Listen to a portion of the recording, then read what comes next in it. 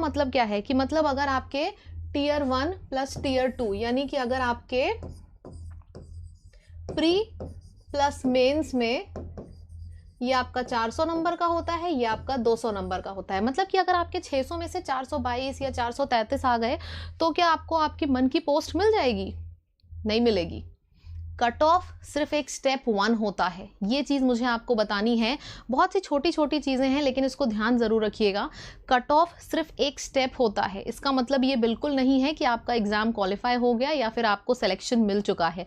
Selection के लिए चाहिए होते हैं ज़्यादा नंबर। हमेशा अगर बिडिंग हम करते हैं तो सबसे अच्छी चीज़ के लिए करते हैं। कट ऑफ सिर्फ एक पहला स्टेप होता है, उसको क्रॉस करने के बाद ज़्यादा खुश मत होइएगा, क्योंकि बहुत से ऐसे स्टूडेंट्स होते हैं जो खुश हो जाते हैं और फाल्टर करते हैं मेंस के पेपर में, तो ये गलती आप मत करिएगा। कट ऑफ सिर्फ पहला स्टेप होता है। अब हम फाइनल सिलेक्शन कैसे पाते हैं समझिएगा। सबसे पहले तो हमें कट ऑफ क्लियर करना होता है, उसके बाद हम बढ़ते हैं फाइनल स्कोर की तरफ। फाइनल स्कोर के बाद भी एक स्टेप होता है जहां से बनती है रैंक। अब इस पूरी थ्योरी को, जितनी मैंने चीज़ें अभी तक बताई हैं, इन सारी चीज़ों को मैंने एक मैथमेटिकल इक्वेशन में रिड्यूस कर दिया है ताकि आपकी कंफ्यूजन लाइफ टाइम के लिए दूर हो जाए। दिखाऊं? चलिए देखते हैं। ये रही आपकी मैथमेटिकल इक्वेशन। अब ये चीज़ शायद आप लोग फर्स्ट टाइम देख रहे होंगे स्क्रीन पे। जैसा कि मैंने बोला था, आप खुद अपने रिजल्ट को डिराइव आउट करोगे। मैं नहीं बताऊंगी कि भाई 560 आ गए तो सिलेक्शन हो गया, प्री में इतने होने चाहिए, मेंस में इतने। मैंने एक मैथमेटिकल इक्वेशन बना दी है और इसके बाद आप लोग खुद अपना रिजल्ट देखोगे। मैं जा रही हूँ अपने पेन का कलर चेंज करने और फिर हम शुरू करते हैं डिस्कशन।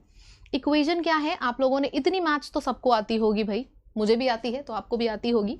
टीयर 1, टीयर 2 और टीयर 3 तीन पेपर होते हैं आपके, टीयर 1, टीयर 2 और टीयर 3। डबल एओ के बारे में मैं बताऊंगी। अभी मैंने फिर से वही बात बोली है, अभी मैं जनरल सेशन कर रही हूँ। तो टीयर 1, टीयर 2, टीयर 3 हमारे तीन पेपर होते हैं और तीनों का स्कोर अगर 580 है। अब कुछ लोग यहाँ से कहेंगे मैम 580 तो आपने बहुत ज़्यादा बता दिया। 580 अगर आपको ज़्यादा लग रहा है तो आज जो रिज़ल्ट आया है आपका, जो कल एसएससी का, एक बार उसके फाइनल पोस्ट के सिलेक्शन देखिएगा तो फिर आपको समझ में आ जाएगा कि ज़्यादा नहीं है। ठीक है, तो बिल्कुल भी ज़्यादा नहीं है। मैं जो डेटा यहाँ पे बता रही हूँ ये फैक्चुअली प्रूवन है, इसलिए मैं आपसे यहाँ डिस्कस कर रही हूँ। देखिए यहाँ पे टीयर 1, टीयर 2 और टीयर 3 का एडिशन 580 है। यानी कि अब आप इसमें अपने नंबर कैसे कैलकुलेट करेंगे, बहुत मज़ा आने वाली है आप लोगों को। पेन पेपर लेके बैठिए। जो टीयर 3 है इसको हमने कर दिया है फिक्स, टीयर 3 को हमने कर दिया है फिक्स और टीयर 3 के नंबर लिख दिए हैं 60। अब आप लोग सोच रहे होंगे मैम 60 क्यों लिखा? पूछिए, मुझे पता है बहुत लोग ये सोच रहे होंगे कि यहाँ पे मैम आपने 60 क्यों लिखा है। मैं OBC category, general category, SC category तीनों का डिस्कशन करूंगी, थोड़ा सा पेशेंस रखिए। देखिए यहाँ पे मैंने 60 फिक्स इसलिए किया है क्योंकि 60 एक ऐसा नंबर है टीयर 3 में जो मैक्सिमम आ जाता है लोगों का, बहुत ही जनरल नंबर है। 60 मैंने इसलिए रखा है, 70-80 तक लोगों का आता है। 60 एक ऐसा नंबर है जो जनरली सबका आ जाता है, अगर आप एक एवरेज हो तो भी और बिलो एवरेज हो पढ़ाई में तो भी। तो मैंने एक 60 नंबर ऐसा रख दिया जो सबका अज्यूम करते हैं कि आएगा और यहाँ पे हमने इसको फिक्स कर दिया है। अब देखते हैं कि अगर आपका प्री गड़बड़ा गया तो मेंस में कितनी मेहनत करनी होगी। चलिए देखते हैं। यहाँ पे हमने देखा number of students getting minimum marks in tier 1। अगर आपके टीयर 1 में कम नंबर आए, यानी कि अगर आपके टीयर 1 में आते हैं 150 और फाइनल सिलेक्शन है, ये 580 क्या है? हाई रैंक पोस्ट की मैं बात कर रही हूँ। यहाँ पे क्लियरली लिखा गया है हाई रैंक पोस्ट, यानी कि अगर आपको चाहिए इनकम टैक्स, एमईए, रेलवे, ये उसकी बात हो रही है। मैं क्लियर कर दूं इस चीज़ को। अगर आपको चाहिए tier 1 plus tier 2 plus tier 3 मिला के, शशिकांत पटेल बिल्कुल सही आप बोल रहे हो, तीनों को मिला के क्लियरली यहाँ पे लिखा गया है आपके 580 नंबर होने चाहिए। ठीक है, और यहाँ पे क्लियरली हाई रैंक पोस्ट लिखा गया है। हाई रैंक पोस्ट क्या है, जिसका डिस्कशन मैंने ऑलरेडी शुरुआत में किया था, income tax, MEA, CSS, railway, ये सारी पोस्ट। ठीक है, तो आपको 580 नंबर चाहिए। टीयर 1 में अगर आपके 150 आए हैं तो टीयर 2 में आपको ज़्यादा मेहनत करनी है, 370 नंबर लाने हैं। ठीक है, देखिए यहाँ पे क्लियरली बना हुआ है कि आपको टीयर 2 में ज़्यादा मेहनत करनी है और 370 लाने हैं। अगर आपके टीयर 1 में आते हैं, अगर आपके टीयर 1 में आते हैं 160 नंबर अगर आपके टीयर 1 में आते हैं 160 नंबर, तो आपको टीयर 2 में लाने हैं 360 नंबर, तब जाके आपका टोटल 580 पे बनेगा। मैंने कुछ नहीं किया है, आप लोग देख रहे हो डेटा कोई भी बहुत इजीली कैलकुलेट कर सकता है। आप में से बस आपको एक इक्वेशन बना देनी है जो मैंने सामने बना दी है, ठीक है। इसके बाद अगर आपका और भी ज़्यादा अच्छा हो गया टीयर 1, आपने सारे टीचर्स जिससे भी आपने पढ़ा होगा, आपने हमेशा एक चीज़ सुनी होगी, टीयर 1 में मेहनत कर लो तो टीयर 2 में थोड़ा रिलैक्सेशन मिल जाता है। क्यों सब लोग ये कहते हैं? क्योंकि सब ऐसा अज्यूम करते हैं कि टीयर 3 में 60 नंबर तो आ ही जाएंगे सबके। अब मेन गेम खेलता है, गेम चेंजर होता है टीयर 1। अगर आपका देखो टीयर 1 में आपके आ गए कम, तो टीयर 1 में देखिए आपको कितनी मेहनत करनी पड़ेगी फाइनल सिलेक्शन के लिए। अगर आपके टीयर 1 में आ गए ज़्यादा यानी कि 170, तो आपको टीयर 2 में थोड़ा सा रिलैक्सेशन हो जाता है। अगर आपके 350 नंबर भी आ रहे हैं 400 में से, तो भी आपका हाई रैंक पोस्ट के लिए आप एलिजिबल हो। और अगर आपका प्री यानी कि टीयर 1 बहुत ही ज़्यादा अच्छा हो रहा है, यानी कि आपके 180 आ गए, तो उस केस में अगर आपका मेंस बेकार भी हो रहा है, 340 भी आ रहे हैं, तो भी आप फाइनल सिलेक्शन के लिए एलिजिबल हो। ये वाला जो मैंने इक्वेशन बनाई है ये आपको क्लियर हो गई? अगर अब आप लोगों को डाउट है इस इक्वेशन से रिलेटेड तो आप बोलिए, मैं आपसे बताती हूँ मैं आपको। कितने में से है? शिवम पूछ रहे हैं कितने में से है। शिवम आप खुद ही देख लो, आप खुद ही बताओगे कितने में से है। टीयर 1 कितने का होता है बताइए? 200 का। टीयर 2 कितने का होता है? 400 का होता है, 400 का। टीयर 3 कितने का होता है? 100 का। यानी कि ये जो 580 नंबर हैं कि कितने में से हैं? 400, 500, 600 और 700। ये जो टोटल मैं जिसका डिस्कशन कर रही हूँ हाई रैंक पोस्ट के लिए, ये 700 में से है टोटल, ठीक है। मोहित चौरसिया, डरने की ज़रूरत नहीं है, बिल्कुल डरने की ज़रूरत नहीं है। अगर आप डर भी रहे हो तो बहुत अच्छा है कि आपको प्रिपरेशन की शुरुआत में समझ में आ रही है जो असलियत है। बहुत से ऐसे स्टूडेंट्स होते हैं जिनको सिर्फ लगता है कि हमने कट ऑफ क्रॉस कर लिया और हमारा सिलेक्शन हो जाएगा, पर एक्चुअली में ऐसा नहीं होता है। अगर आपने कट ऑफ कर लिया है तो आपका बिल्कुल भी गारंटी नहीं है कि आपका सिलेक्शन हो ही जाएगा, ठीक है। तो ये बहुत अच्छी चीज़ है कि अगर आपको शुरुआत में ही पता चल रहा है कि सिलेक्शन के लिए कट ऑफ नहीं नंबर चाहिए होते हैं। अब हमने यहाँ पे देखा कि मैम एस्पिरेंट सेक्शन ऑफिसर के बता दो कितने मार्क्स। देखो प्रीति, ऐसे तो बहुत ढेर सारी पोस्ट हैं, आपको पता है, आपने मेरा सेशन भी देखा होगा जो मैं अनअकैडमी प्लस पे लेती हूँ। मेरी चीज़ें इतनी सॉर्टेड होती हैं कि सेशन ख़त्म होने तक आप लोगों को याद हो जाएगा। पोस्ट तो बहुत ढेर सारी है, मैंने टारगेट उसको किया है जो सबसे ज़्यादा डिमांड में आपकी होती है। 2 क्वेश्चन होते हैं, या तो बहुत अच्छे या तो भाई एकदम नैया डूब गई तो क्या होगा।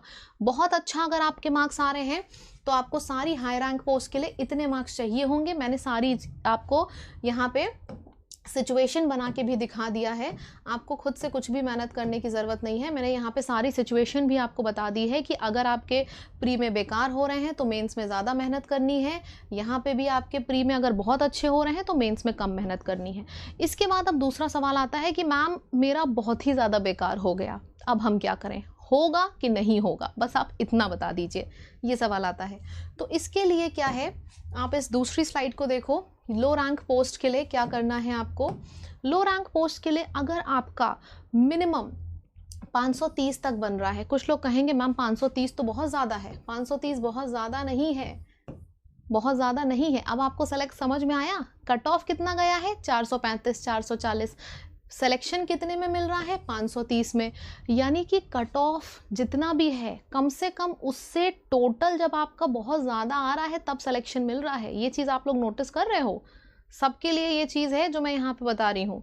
अब यहाँ पे आप देखो, अगर आपके बहुत बेकार हो गया, कई बार ऐसा होता है कि ऐसा लगता है कि बस जॉब मिल जाए बाकी हम तैयारी फिर से कर लेंगे, तो उस केस में आपको 530 नंबर मिनिमम चाहिए होते हैं।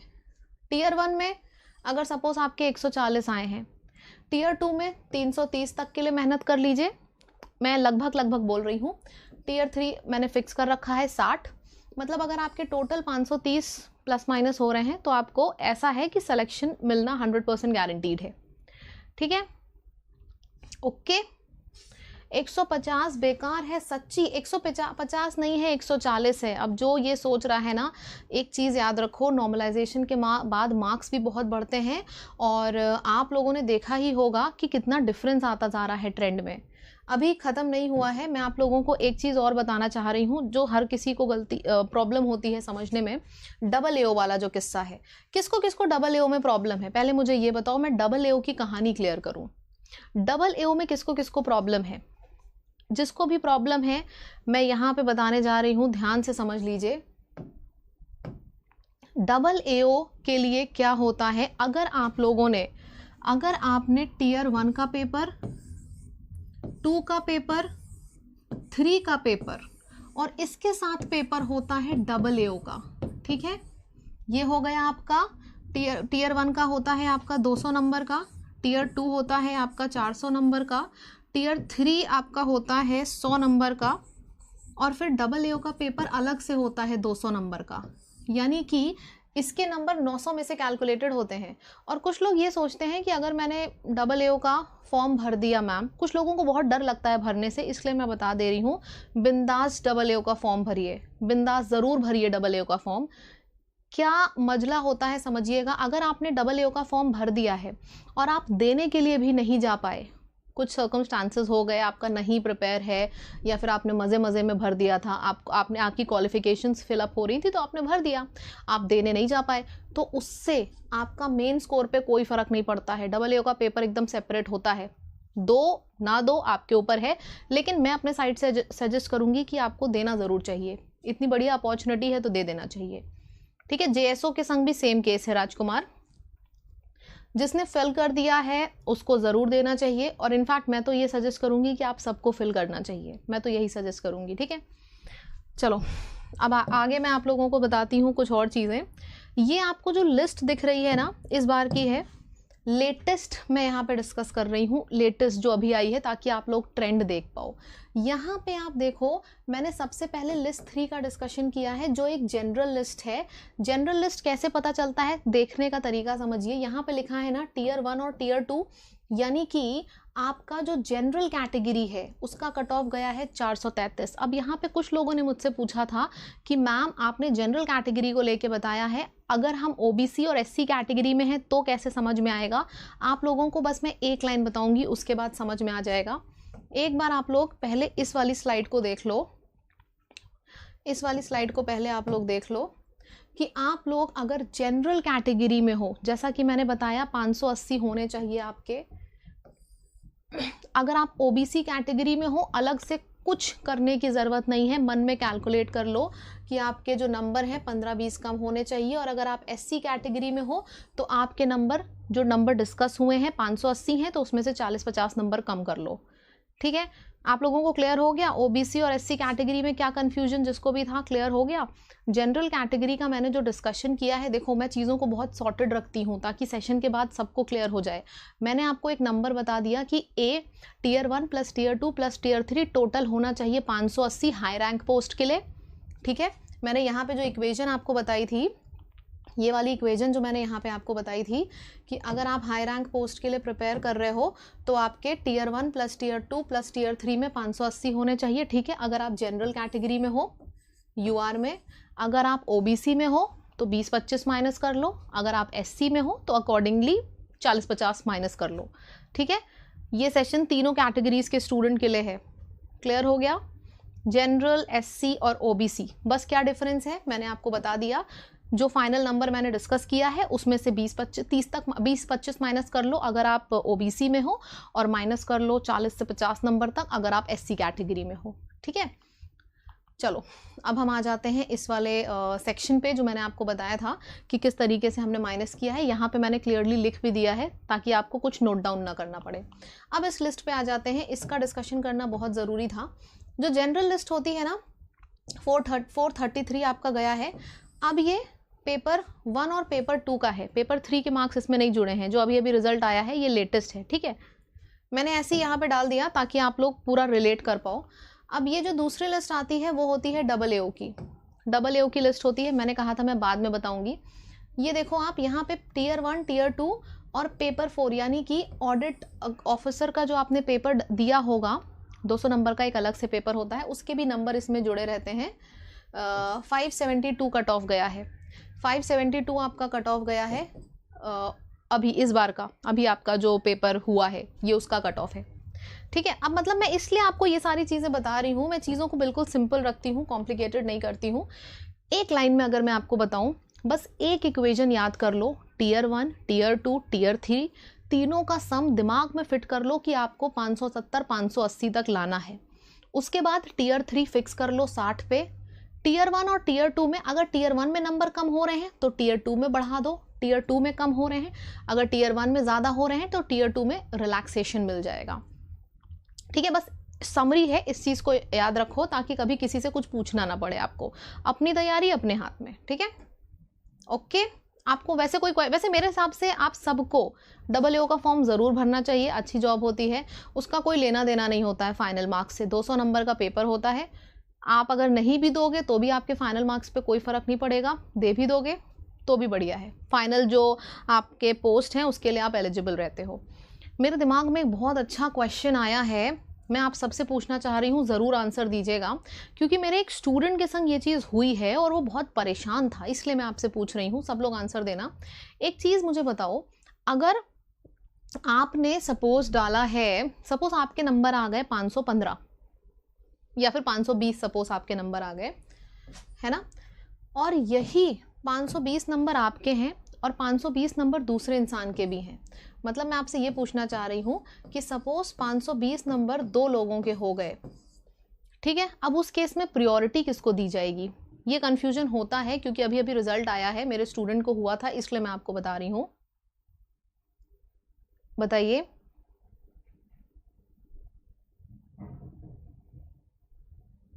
बताओ, मुझे आंसर दो इस क्वेश्चन का। अगर 2 लोगों के आपके सेम मार्क्स आ रहे हैं, सपोज 520, तो इस केस में प्रायोरिटी किसको दी जाती है?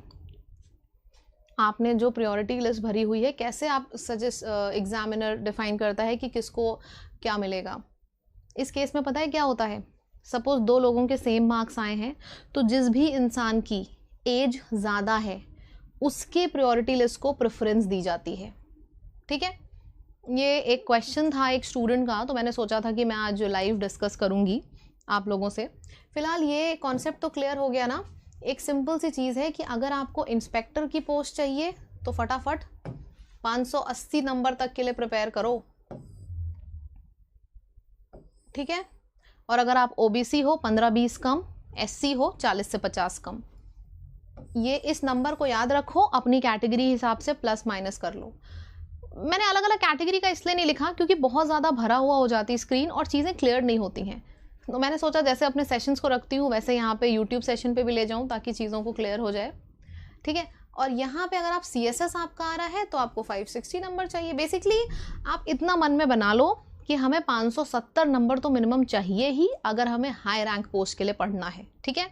और अगर एग्ज़ाम गलत हो गया तो मिनिमम आपको 525 530 तक चाहिए होता है, ठीक है। और इस बार आपके नंबर बहुत आएंगे, आपने देखा है ऑलरेडी रिजल्ट आया है, नॉर्मलाइजेशन के बाद बहुत ज़्यादा नंबर हुए हैं, तो अच्छा आप एक्सपेक्ट कर सकते हो। और कुछ बचा है, ठीक है। ये चीज़ हो गई कि हाई पोस्ट के लिए आपने 570 प्लस ले आए और लो पोस्ट के लिए 530 प्लस ले आए। सॉर्टेड रखिए चीज़ों को। इस पूरे सेशन को समरी में अगर मैं समरी बोलूँ तो आप मुझे सिंपल सी एक चीज़ बता दो। इस पूरे सेशन की जो समरी है मैं आपको यहाँ पे बता दे रही हूँ एक लाइन में। अगर आपको इनमें से यानी कि कोई भी हाई रैंक पोस्ट चाहिए, इनकम टैक्स, MEA, रेलवे और CSS, तो मन में बना लो कि भाई अगर हम जनरल कैटेगरी में हैं तो हमको 570 प्लस नंबर चाहिए ही चाहिए, ठीक है। और अगर हम OBC में हैं 20 कम, SC में हैं 40 कम, ओके। और अगर पेपर बिगड़ गया लो रैंक पोस्ट के लिए मिनिमम हमको 530 नंबर तक चाहिए ही चाहिए। This is the summary till now. अब अगर आप लोग रेडी हो, सेक्शन वाइज मिनिमम स्कोर जैसा कुछ नहीं होता है। अगर आपका एक सेक्शन में कम आ गए तो आप दूसरे में बढ़ा लो। जैसे कि मेरे कुछ स्टूडेंट्स हैं जिनके 50 में 50 इंग्लिश में भी आए हैं, 50 में 50 रीजनिंग में भी आए हैं और 50 में से 48 तक आए हैं मैथ्स में।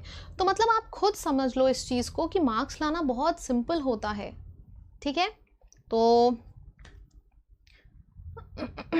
सेंट्रल सेक्रेटरीट की बात हुई है निखिल पाल, ठीक है। और क्वेश्चंस पूछिए। आप लोग मुझसे कुछ क्वेश्चन पूछो, क्योंकि वरना आप लोग नहीं पूछोगे तो मैं पूछूंगी, क्योंकि मेरे दिमाग में एक बहुत बढ़िया क्वेश्चन है जो मैंने प्रिपेयर कर रखा है आप लोगों से पूछने के लिए। Apart from this session, I guess ये सेशन आप लोगों को क्लियर होगा। Hit the like button to save this video. ये वीडियो बहुत इंपॉर्टेंट है, तो आप लोग जितने भी लाइव हो इसको लाइक कर लो। लाइक करने से इट्स नॉट दैट कि बहुत लाइक्स इंक्रीज हो जाएंगे, इट इज़ सिंपली दैट कि आपके पास ये वीडियो सेव हो जाएगा, और ये बहुत इंपॉर्टेंट है। बहुत कन्फ्यूजन होता है प्रिपरेशन के टाइम पे, तो आपको मिल जाएगा। अच्छा, लेट्स लीव ऑल दिस। जैसा कि मैंने बोला था कि सेशन एंड तक देखना, तो मैं आप लोगों को एक मस्त चीज़ बताऊंगी। बताऊं? MEA क्या है? MEA minister of external affairs. आप लोग SSC के लिए प्रिपेयर कर रहे हो और आप लोगों को डबल जो इसकी हाई रैंक पोस्ट है उसका आइडिया नहीं है, ऐसे कैसे चलेगा भाई? चलिए मैं आप लोगों को कुछ मस्त चीज़ें बताती हूँ इंग्लिश की। ये सारी चीज़ें सेव ज़रूर कर लीजिएगा ताकि आपको क्लियर हो जाए कि स्टैटिस्टिक्स अगर आपने डाला है तो आपको कितने मार्क्स चाहिए, और अगर डबल AO डाला है तो कितने चाहिए। वीडियो को सेव कर लीजिएगा, ठीक है। अब हम आ जाते हैं कुछ नई चीज़ों के ऊपर। अब यहाँ पे स्क्रीन पे कुछ लिखा है, आप लोग देखो। लो रैंक में आपको टैक्स असिस्टेंट मिलता है सुभाष रूपनी, ठीक है। चलो, MEA minister of external affairs होता है।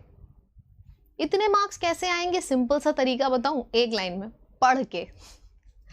मतलब इतने मार्क्स कैसे आएंगे? सिंपल पढ़ लो। और अभी जो एग्जाम है ना, अगर आप मेरे सेशंस कर रहे हो तो आपको पता होगा कि मैं प्रिपरेशन इसी लेवल में कराती हूँ, प्री प्लस मेंस एक साथ लेके चलती हूँ, तो बहुत ईजी है मार्क्स लाना भाई। करेक्ट डायरेक्शन में प्रिपेयर करो। मैंने हमेशा बोल रखा है, कभी इतना ज़्यादा नहीं पढ़ा जाता एग्जाम के लिए। स्मार्ट स्टडी करो, कम पढ़ो, टारगेटेड पढ़ो, आराम से निकलेगा। इजी पेपर होता है, ठीक है। मैं एक क्वेश्चन आप सबसे पूछने जा रही हूँ, क्योंकि अब बहुत टाइम से ना मैंने आप लोगों को कुछ पूछा नहीं है इंग्लिश का, तो ऐसा लग रहा है ना कि मुझे बहुत ज़्यादा मन कर रहा है कुछ पूछने का आपसे। तो मैं यहाँ पे एक क्वेश्चन है, फटाफट इस क्वेश्चन का आंसर करो आप लोग। नॉर्मलाइजेशन में क्या होता है, एक बार मैं बता दूं। नॉर्मलाइजेशन में क्या होता है कि सपोज ऐसा बहुत बार होता है, आप लोग एग्जाम दे के आते हो तो कहते हो मेरा पेपर बहुत बेकार हो गया, मेरा पेपर बहुत अच्छा हुआ, मैंने बहुत ज़्यादा स्कोर किया है। तो ये किस्मत के ऊपर नहीं डिपेंड करता है। तो एग्जामिनर क्या करता है कि अगर आपका पेपर बहुत डिफिकल्ट है तो अकॉर्डिंगली मार्क्स होते हैं, और अगर ईजी है तो भी एवरेज निकाल लिया जाता है, तो स्कोर को नॉर्मलाइज कर दिया जाता है, ताकि हर किसी के साथ जस्टिस हो और किस्मत को आप ना ब्लेम कर पाओ, ठीक है। अच्छा, फिलहाल मैं इसको यहाँ पे मैंने एक क्वेश्चन दिया है। आप सब मुझे एक बात बताओ, आप सब लोग के लिए ये क्वेश्चन है। मैं 1 मिनट का टाइम दे रही हूँ आपको। ये जो बाउंडेशन वर्ड लिखा है ना यहाँ पे, इस बाउंडेशन वर्ड से आप सब लोग एक एक सेंटेंस बना के दिखाओ फटाफट। मैं टाइमर लगाने जा रही हूँ 30 सेकेंड्स का।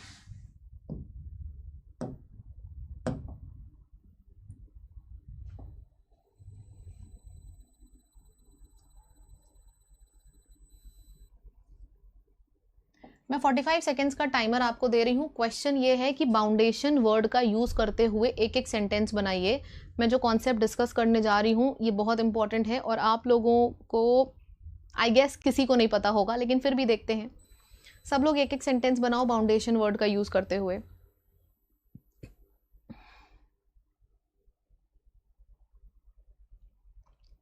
मैं जो क्वेश्चन यहाँ पे बता रही हूँ बहुत इंपॉर्टेंट है, प्लीज़ फोकस करिए स्क्रीन पे और मुझे बाउंडेशन वर्ड का मीनिंग लिख के दिखाइए सब लोग। अमन की क्लास 10 बजे से है, इसके बाद foundation for me I feel. Time खत्म हो चुका है भाई, 40 सेकेंड का टाइमर था। देखो, अब आप सब लोगों के लिए एक गुड न्यूज़ ये है कि आप लोगों को एक बहुत मस्त चीज़ पता चलने वाली है। ये जो बाउंडेशन वर्ड यहाँ पे लिखा हुआ है ना, एक्चुअली में हम लोग बहुत बोलते हैं इस वर्ड को, मेरे ऊपर बाउंडेशंस मत लगाओ, मेरे घर पे बहुत बाउंडेशंस हैं, मुझे रात में 10 बजे के बाद निकलने को नहीं मिलता, यार तुम तो लकी हो, तुम्हारे ऊपर कोई बाउंडेशन ही नहीं है। हम लोग बहुत ये बोलते हैं, इजंट इट? पर एक्चुअली में पता है क्या होता है? बाउंडेशन जैसा कोई वर्ड ही नहीं होता है।